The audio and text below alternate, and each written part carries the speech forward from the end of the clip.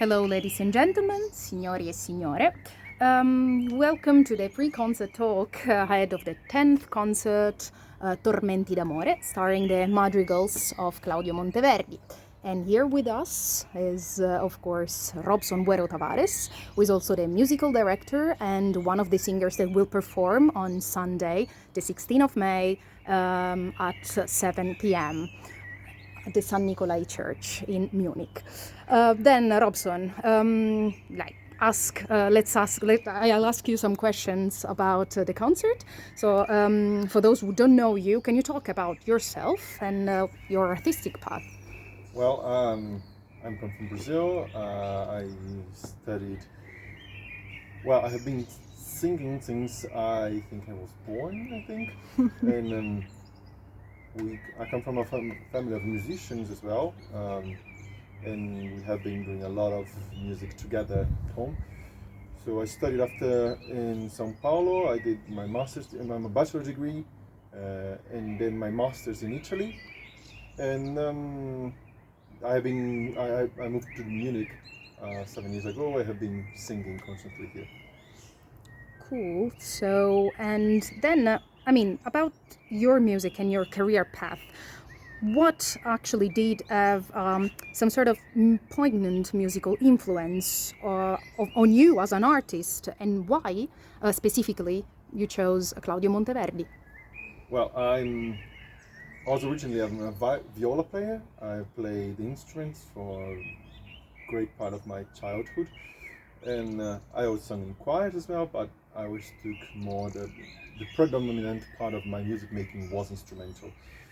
A little bit ahead of my bachelor degree, I started singing. Some 2 years before, I started singing, and I found a whole new world in making music with text as well.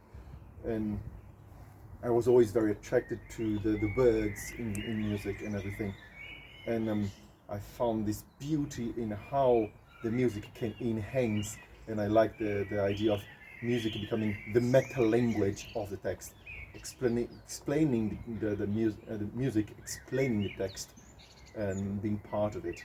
It's like the text being the clearer picture, and the music around bringing all this to light in a very more deeper way. And therefore I have been singing a lot of music that's very heavily based on text, like songs, as you guys heard already in the Unpulse in the music series, and also in the Italian part of music that I love very much. Well, I did a lot of early music in Brazil already, and first of all, I love the people, the community of early musicians, because people are so welcoming, so fresh in a way. It's funny that the oldest music brings the freshest kind of musicians to do it, and it seems like there is a pure love to music making. It's not so strict, not so heavy in a way, and it's beautiful because it sounds a bit. There is more improvisation as well, but what is specifically to this repertoire, Claudio Monteverdi is a master of words. He was part of one of the groups that contemporary created opera. There were kind of two groups, Camerata Bardi, Camerata Fiorentina, and they were working into making something like opera, the melodrama, and making words become music. It was after the whole contrapuntistic part of music, and people were coming back to the old Greek tradition of theater with music.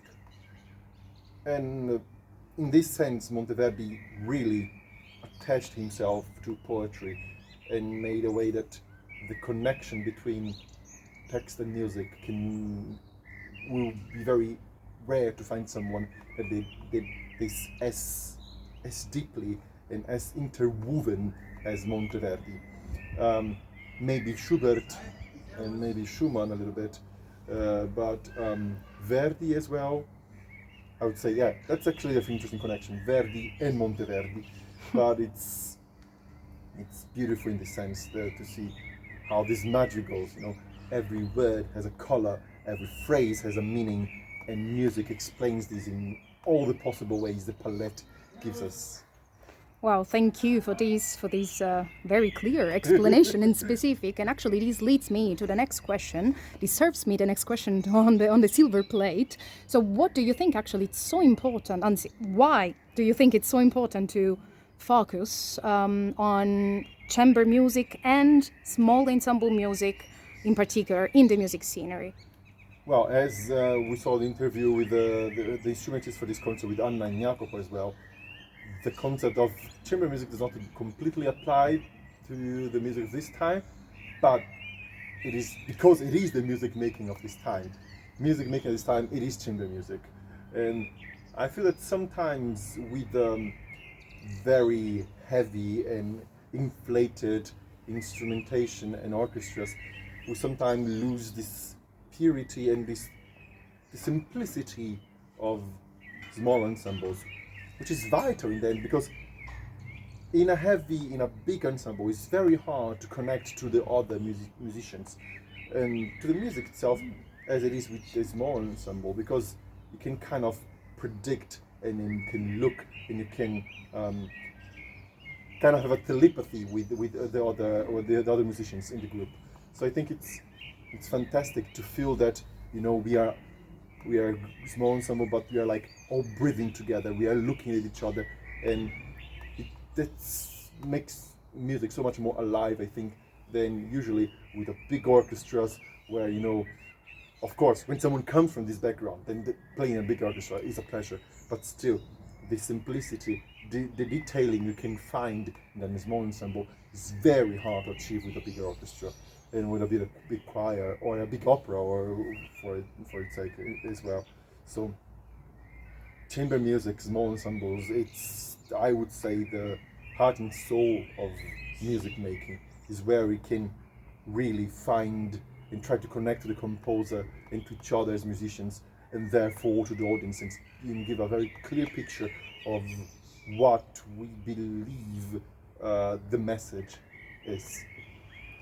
Perfect. I think there is no better way to introduce such a great concert. So we invite you all to this concert on Sunday, the 16th of May at 7 p.m. on YouTube, of course. So be there or be square, as they say. So thank you, Robson.